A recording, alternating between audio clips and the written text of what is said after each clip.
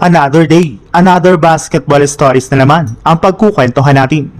At ngayon nga ay pag-uusapan natin ang balitang malaki na nga po ang tiwala ng Spurs kay Dylan Harper at ang latest trade update ni Kyrie Irving sa Los Angeles Lakers. Bukas na nga po gaganapin ang Game 7 ng San Antonio Spurs laban sa OKC Thunder, kung saan kahit man nga po na ipanalo pa lang ng Spurs ang Game 6 ay sila para naman nga po ang dihado sa kanilang magiging door-day game.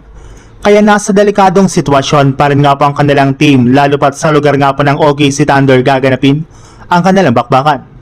Pero sa kabila nga po niyan ay susubukan pa rin nga po ng Spurs na maipanalo ang kanilang Game 7. At iyan nga po ang pinangako mismo ni Victor Wembanyama at ng kanyang mga teammates, lalo na ni Dylan Harper na binigyan na nga po ng napakalaking tiwala ng kanilang kupunan.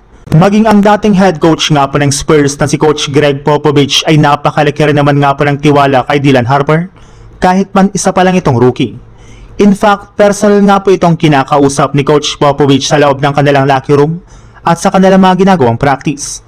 Bagamat man nga po first year pa lang ni Dylan Harper sa NBA, ay grabe na rin naman nga po ang kanyang ipinapakitang performance para sa Spurs na para bang isa siyang veteranong naglalaro ngayong playoffs bilang point guard.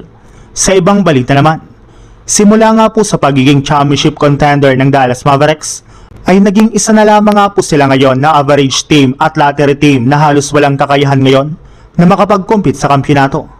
At kahit man nga po bumalik at maglaro ng muli si Kyrie Irving sa darating na season mula sa kanyang natamong ACL injury, ay expected nga po na hindi pa rin nila kaya na makipagsabayan kontra sa mga pinakamalalakas na kupunan. Hindi nga po sapat ang kasalukuyan nilang lineup para talunin ang OKC Thunder at maging ang San Antonio Spurs.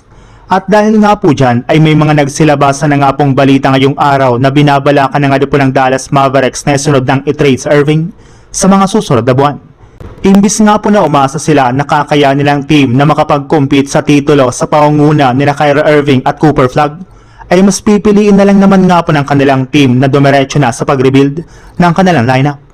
Kaya mukhang pagkakataon na nga po ng Lakers na makuha sa Irving sa isang trade gamit ang kanilang mabubong trade package na sina DeAndre Ayton, Austin Reeves, Rui Hachimura at 2 future first round pick.